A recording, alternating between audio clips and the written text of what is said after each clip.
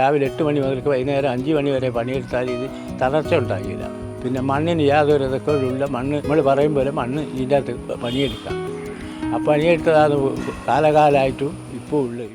കൊയ്ത്തിനും മെതിക്കും ഉൾപ്പെടെ കൃഷിപ്പണിയുടെ പല ഘട്ടങ്ങളിലും കർഷകന്റെ അധ്വാനത്തിനൊപ്പം നിന്ന നാടൻ ഉപകരണമായിരുന്നു ഓലക്കൊട്ട. എന്നാൽ കാലം മാറി.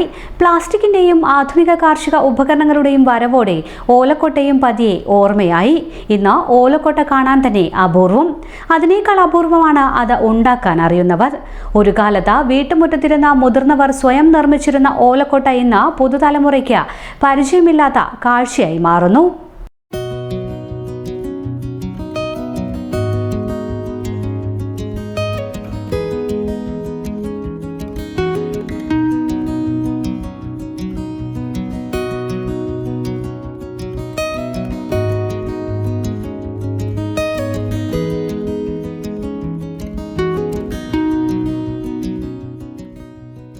കൃഷിയിടത്തിൽ നിന്ന് വീട്ടുമുറ്റത്തേക്ക് വരെ കർഷകന്റെ നിത്യജീവിതത്തിന്റെ ഭാഗമായിരുന്നു ഓലക്കൊട്ട. കൊയ്ത്തുമെതിയും ഉൾപ്പെടെ വിവിധ കാർഷിക ജോലികൾക്ക് ഉപയോഗിച്ചിരുന്ന ഈ നാടൻ ഉപകരണം ഒരു കാലത്ത് കർഷകന്റെ കയ്യിലെ പ്രധാന ആയുധമായിരുന്നു. ഓല തിരഞ്ഞെടുക്കുന്നത് മുതൽ മെടഞ്ഞെടുത്ത് രൂപപ്പെടുത്തുന്നതുവരെ ഓരോ ഘട്ടത്തിനും കൃത്യമായ കൈവഴക്കമുണ്ടായിരുന്നു. വിപണിയിൽ നിന്ന് വാങ്ങുന്ന ഒരു ഉപകരണമല്ലിത്. കർഷകന്റെ സ്വന്തം കൈപ്പണിയായിരുന്നു. കൃഷിയുടെ രീതികൾ മാറി, ഉപകരണങ്ങൾ മാറി. പക്ഷേ കൃഷിയോടൊപ്പം തലമുറകളായി വളർന്നു വന്ന അറിവുകൾ മാഞ്ഞു പോകാൻ പാടില്ല. ഓലക്കൊട്ട വെറുമൊരു നാടൻ ഉപകരണമല്ല, പൂർവികരുടെ അറിവിന്റെയും കൈത്തൊഴിൽ വൈദഗ്ധ്യത്തിന്റെയും അടയാളമാണ്. ഒരു കാലത്ത് കർഷകന്റെ അധ്വാനത്തിന് കരുത്തേകിയ ഈ ചെറിയ ഉപകരണം ഇന്ന് നമ്മുടെ കാർഷിക സംസ്കാരത്തിന്റെ വലിയൊരു ഓർമ്മപ്പെടുത്തലായി മാറുകയാണ്. രാവിലെ 8 മണി മുതൽ വൈകുന്നേരം 5 മണി വരെ പണിയെടുത്താൽ ഇത് തളർച്ച ഉണ്ടാകില്ല.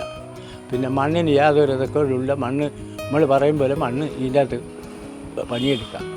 ആ പണിയെടുത്തതാണ് കാലകാലമായിട്ടും ഇപ്പോൾ ഉള്ളത്. ഇപ്പോൾ പുതിയ തലമുറയ്ക്ക് കെട്ടുവരുന്നു.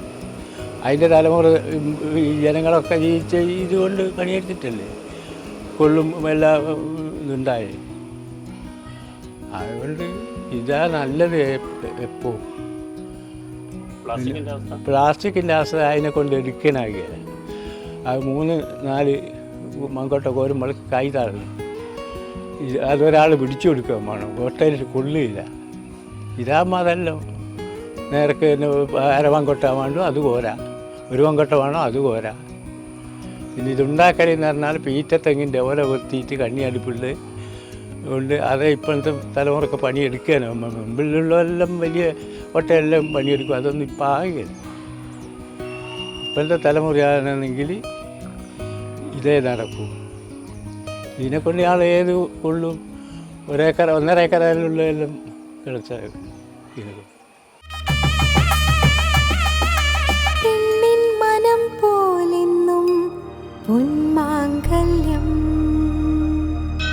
Bobby Chamanur International Jewelers.